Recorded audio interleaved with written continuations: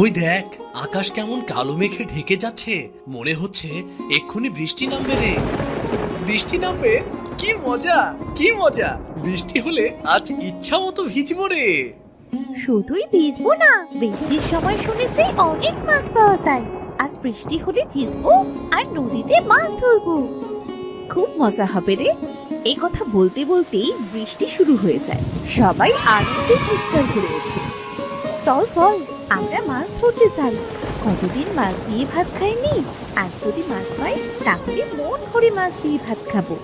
তোরা যা, এই বৃষ্টিতে আমি নদীতে যাব না। দেখ কেমন করে মেঘ ডাকছে, যদি বাজ পড়ে। তাহলে তুই বাড়ি যা, আমরা তিনজন নদীতে মাছ ধরতে যাচ্ছি। রাব্বি সেখান থেকে বাড়ি চলে যায়।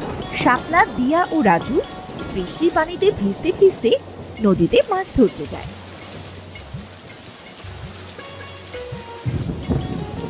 তারা অনেকগুলো মাছ পায়, সেগুলো নিয়ে যে যার বাড়ি ফিরে যায়। মা, তুমি এখানে বসে কি এত ভাবছো? এতক্ষণে তোদের ফেরার সময় হলো। রাগ করো না মা, বৃষ্টি হলে তো নদীতে মাছ ভেসে বেড়ায় মা। অনেকদিন তো আমরা মাছ খাই না, তাই নদীতে মাছ ধরতে গিয়েছিলাম। দেখো না মা, কতগুলো মাছ এনেছি। মা, মাছগুলো ঝোল করবে। বৃষ্টির দিনে মাছ ঝোল দিয়ে ভাত খাবার মজাই আলাদা।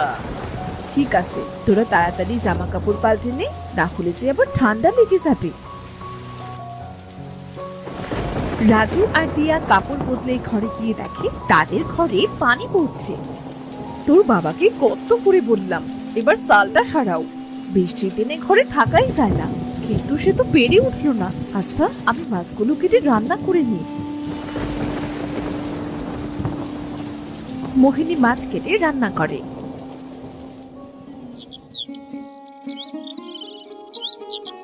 পরদিন রোদ উঠে, গ্রামের অনেক মানুষ তাদের বাড়ির চাল ঠিক করে। পথে ঘাটে পানি বেঁধে আছে। ভাই, এখন ঘরের চাল ঠিক করছো যে? কি করব ভাই, বর্ষা চলে এসেছে তো। তুমি তো জানো বর্ষার সময় গ্রামের অবস্থা কেমন হয়। বর্ষার জন্য কাল সারা রাত ঘুমাতে পারিনি, চাল বেয়ে সব পানি গায়ে পড়েছে। এজন্য ঘরের চালটা ঠিক করছি আর কি। বেশ ভালোই করছো ভাই, আমারও একই অবস্থা। আমার ঘরের চালটাও ঠিক করতে হতো, কাছে তেমন পয়সা নেই, এজন্য এবার পেরে উঠছি না। ঘরটা সারিয়ে নাও ভাই, শুনেছি এবার নাকি বৃষ্টির ভাগটা বেশি। এই বৃষ্টির সময় বউ বাচ্চা নিয়ে কোথায় যাবে তখন শুনি? দেখি কি করা যায়। আচ্ছা ভাই, আমি তবে আসি। আকাশের অবস্থা আজও তেমন ভালো নয়, মনে হচ্ছে আজও বৃষ্টি নামবে।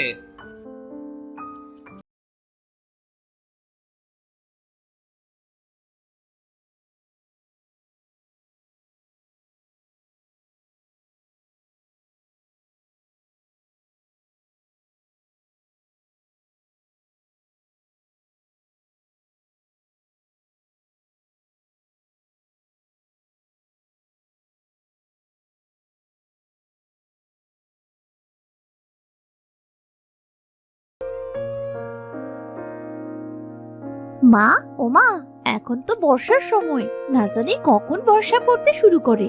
বাড়িতে তো জ্বালানি নেই মা, তখন জ্বালানির অভাবে না খেয়ে থাকতে হবে। আমি আর ভাই মিলে বরং জঙ্গলে যাচ্ছি। কাল তো ঝড় বৃষ্টি হয়েছিল মা, আজ জঙ্গলে অনেক জ্বালানি পাবো। আকাশের অবস্থা তো তেমন ভালো নয় রে, এই অবস্থায় তোদের জঙ্গলে যেতে হবে না। তুমি চিন্তা করো না মা, বর্ষা শুরু হবার আগেই আমরা চলে আসব। তাড়াতাড়ি ফিরিস কিন্তু। দিয়া আর রাজু তাদের মায়ের কাছ থেকে বিদায় নিয়ে জঙ্গলের উদ্দেশ্যে বেরিয়ে পড়ে। তারা হাঁটতে হাঁটতে একসময় জঙ্গলের অনেক গভীরে চলে আসে। দিদি, এখানে অনেক জ্বালানি হয়েছে, চলো একটু কুড়াই আমরা। ঠিক আছে ভাই। দিয়া আর রাজু জঙ্গলের ভেতর থেকে জ্বালানি কুড়াতে থাকে। হঠাৎ চারদিক অন্ধকার হয়ে আসে, আকাশ কালো মেঘে ঢেকে যায়। ভাই, আকাশ তো কালো মেঘে ছেয়ে গিয়েছে, মনে হচ্ছে এক্ষুনি কালবৈশাখী ঝড় উঠবে। দিদি তাড়াতাড়ি বাড়ি চলো, আমার খুব ভয় করছে তো। ভয় পাস না ভাই, আমি আছি তো। দিদি ওই দেখো আকাশে কেমন বজ্রপাত হচ্ছে। চল ভাই, যে জ্বালানিগুলো কুড়িয়েছি তাই দিয়ে 2-3 দিন চলে যাবে। ঝড় ওঠার আগে আমরা বাড়ি চলে যাই, চল। এই বলে রাজু আর দিয়া জ্বালানি নিয়ে জঙ্গল থেকে বাড়ি ফিরে আসে।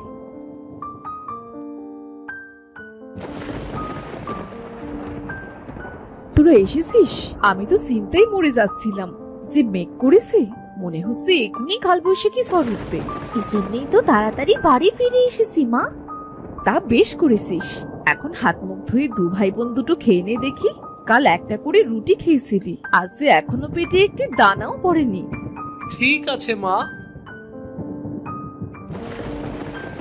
তারা হাত মুখ ধুয়ে খেতে বসে। এমন সময় প্রচুর বেগে ঝড় ওঠে। বলতে না বলতেই ঝড় শুরু হয়ে গেল। বর্ষার দিনে এই গ্রামে কোনো কাজই থাকে না, না জানি এবার কতদিন না খেয়ে থাকতে হয়।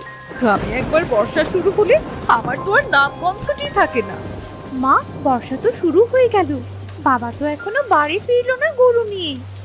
সত্যি তো, এই ঝড় বৃষ্টিতে তোর বাবা বাইরে কি করছে? কোনো বিপদ আপদ হলো না তো? না গো গিন্নি, আমার কোনো বিপদ হয়নি। মাঠে কিছু কাজ ছিল, শেষ করে তবেই গরুটা নিয়ে এলাম। কাল থেকে তো মনে হয় না কোনো কাজ পাবো। এই বর্ষার সময় যে কেন আসে? বর্ষার দিনে গ্রামের গরিব মানুষদের কত কষ্ট হয়। কথাটা একদম তুমি মন্দ বলনি। আচ্ছা, এসব পরে ভাবা যাবে, এখন আগে দুটো খেয়ে নাও দেখি। মোহিনীর কথা মতো মহেশও খাবার খেতে বসে। খাবার খাওয়া শেষ করে তারা কিছু সময় গল্প করে। অন্যদিকে সময় যত বাড়তে থাকে, ঝড় বৃষ্টিও ততই বাড়তে থাকে। মা, বাবা, দেখো না চারদিকে কেমন পানি থই থই করছে। এই বৃষ্টি থামার তো কোনো নাম গন্ধ নেই। এভাবে বৃষ্টি থাকলে তো গ্রামের বাড়িঘর সব ডুবে যাবে। কথাটা মন্দ বলিসনি রে মা, খুব চিন্তা হচ্ছে আমার। কাছে তেমন টাকা কড়িও নেই, বাড়িতে তেমন বাজার সদাই নেই। বর্ষার দিনগুলো যে কি করে পার করব কে জানে রে। বিধাতা ঠিক একটা ব্যবস্থা করে দেবে। ও, বৃষ্টির জন্য তো গ্রামের অবস্থা খুব খারাপ। বৃষ্টির পানিতে তো হাঁটু সমান পানি উঠে গিয়েছে। কি করব বলো তো? পুকুর, নদী, খাল, বিল পানিতে থই থই করছে গো। বাবা দেখো, গ্রামের মানুষ কোথায় যেন যাচ্ছে। তাই তো দেখছি, কেউ নৌকায়, কেউ বা কলায় ভেলা বানিয়ে যাচ্ছে। কোথায় যাচ্ছে সবাই জিজ্ঞাসা করে দেখি তো। ও শামীম ভাই, ও বাচ্চা নিয়ে চললে কোথায়? ভাই, গ্রাম থেকে অনেক মানুষের ঘর ডুবে গিয়েছে, আমাদের ঘরে অনেকটা পানি ঢুকে গিয়েছে রে। এজন্য আগে থেকে বউ বাচ্চা নিয়ে গ্রাম ছেড়ে শহরে যাচ্ছি। এই বর্ষা সহজে কমবার নয়, গ্রামে কেমন করে থাকি বলতো। বুঝতে পেরেছি ভাই। আচ্ছা, আমরা আসি তবে। তোমাদের বাড়িতেও তো পানি উঠতে শুরু করেছে, তোমরাও চলো শহরে। দেখি ভাই কি করা যায়। ওগো, গ্রাম থেকে তো সবাই চলে যাচ্ছে, আমরা কি করব? ছেলে মেয়ে দুটোকে নিয়ে আমরা কোথায় যাব? বাবা, মা, চলো না আমরা অন্যদের মতো শহরে চলে যাই। শহরে সবকিছুর অনেক বেশি দাম, তাছাড়া সেখানে যে থাকবো কোথায় আমরা? তাহলে এখন আমরা কি করব? বিধাতা, তুমি আমাদের একটা ব্যবস্থা করে দাও। এই বর্ষা এবার কমিয়ে দাও। বর্ষার জন্য গ্রামটা যে জনশূন্য হয়ে যাবে। এভাবে আরো 2 দিন কেটে যায়। বৃষ্টি পানিতে গ্রামের অনেক বাড়ি ডুবে যায়।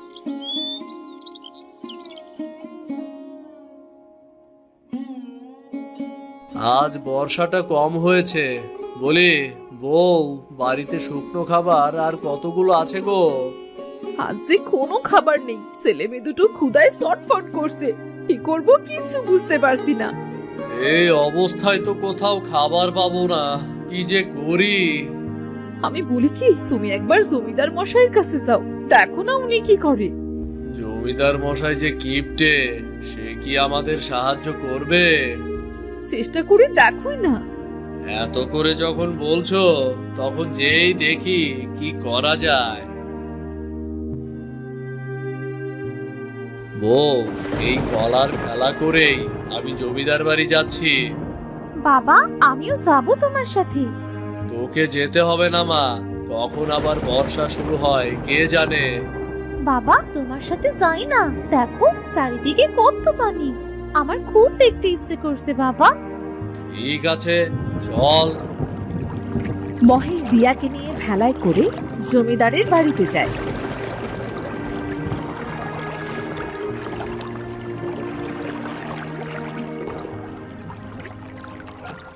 জমিদার মশাই, আপনি যদি সাহায্য না করেন তাহলে কোথায় যাব আমরা?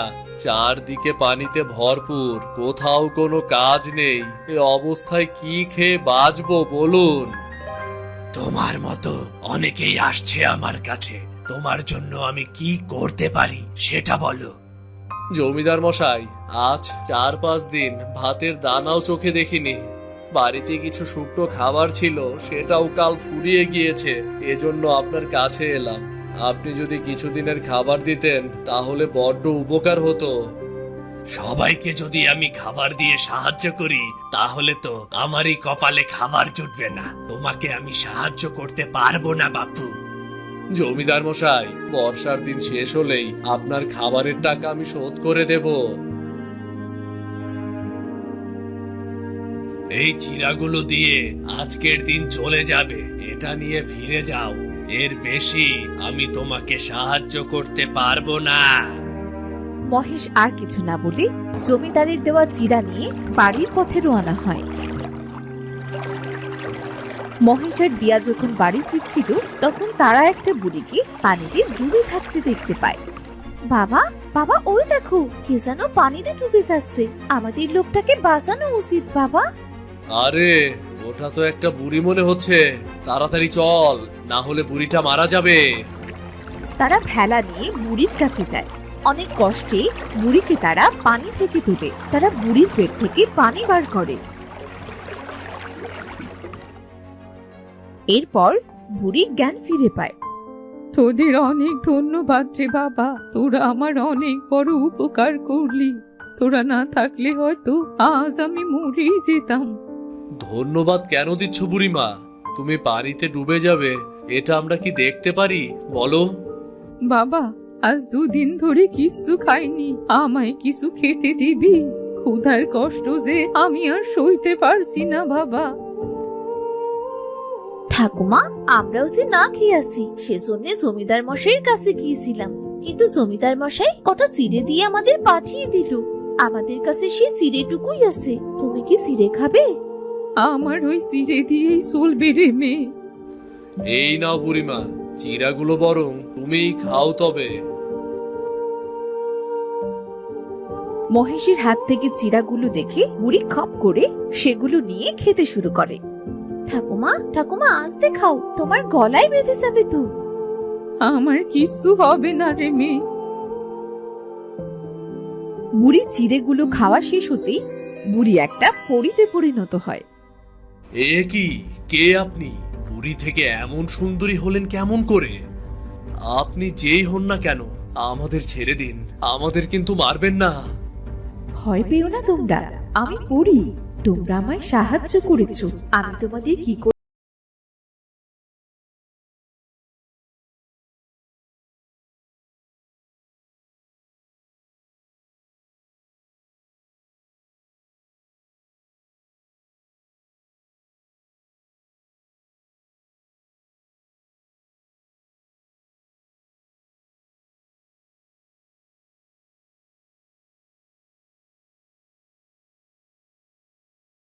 আমাদের তাড়া করতে শুরু করে। অনেক কষ্টে জাদু করে চোখে দিয়ে আমি এই গ্রামে এসে পড়ি। এসে দেখি এই গ্রামে এখন বর্ষার দিন, খুব খারাপ অবস্থা। তারপর কি হলো? তারপর আমি পরিরাজ্যে ফিরে যাবার জন্য রওনা দিই। উঠতে উঠতে পানির ভেতর পড়ে যাই, আর ওখানে চোরাবাড়ি থাকায় আমি উঠতেই পারছিলাম না। তাই বুড়ির রূপ নিই, যাতে আমায় কেউ সাহায্য করে। আর তার পরের ঘটনা সে তো তোমরা জানোই। বুঝতে পেরেছি পরি, আপনাকে সাহায্য করতে পেরে আমাদের অনেক ভালো লেগেছে। আমি তোমাদের উপহার দিতে চাই আমার জীবন বাঁচানোর জন্য। বলো বলো কি চাই তোমাদের? উপহার যদি দিতেই হয় তাহলে গ্রামের সকলের জন্য দিন পরি। আমাদের মতো গ্রামে আরো অনেক মানুষ আছে যারা ঠিক করে খেতেও পায় না, যাদের বাড়ি ঘরে বন্যায় নষ্ট হয়ে গিয়েছে, ঝড় বৃষ্টিতে সবার বাড়ির চাল গিয়ে পানিতে পড়েছে। জানেন, আমরা অনেক কষ্টে থাকি। আমরা এই গ্রামের মানুষ বর্ষার দিনে খুব কষ্টে থাকি। তুমি এই পাখিটা রাখো। এই পাখি প্রতি রাতে একটা করে সোনার মোহর দেবে, আর এগুলো তোমরা এক একজনের বাড়ি গিয়ে দিয়ে আসবে। যতদিন না গ্রামের মানুষের উন্নতি হচ্ছে ঠিক ততদিন এই জাদুর পাখিটা তোমাদের সকলের অভাব দূর করে দেবে।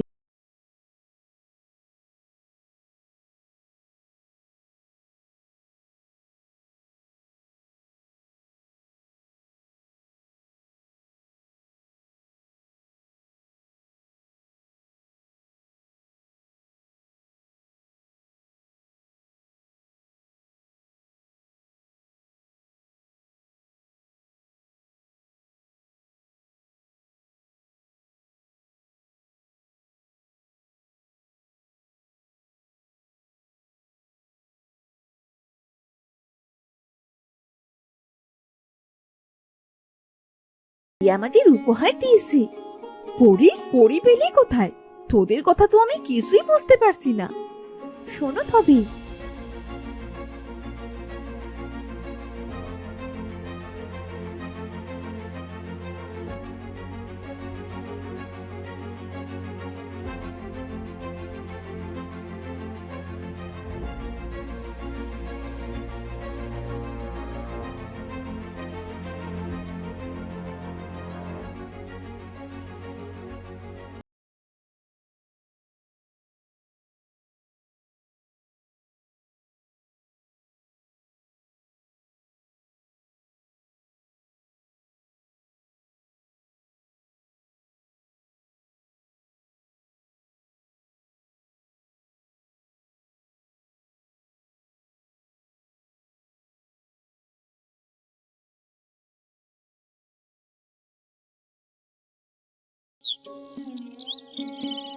পরদিন পরীর কথা মতো গ্রাম থেকে পানি শুকিয়ে যায়, আর পরীর দেওয়া পাখি প্রতিদিন গভীর রাতে একটা করে সোনার মোহর নিয়ে একদিন এক এক গরিব পরিবারকে দিয়ে আসে। কিছুদিনের মধ্যেই তাদের গ্রামের অনেক উন্নতি দেখা যায়। বর্ষার দিনেও এখন আর আগের মতো দিয়াদের গ্রামটা পানিতে ডুবে যায় না।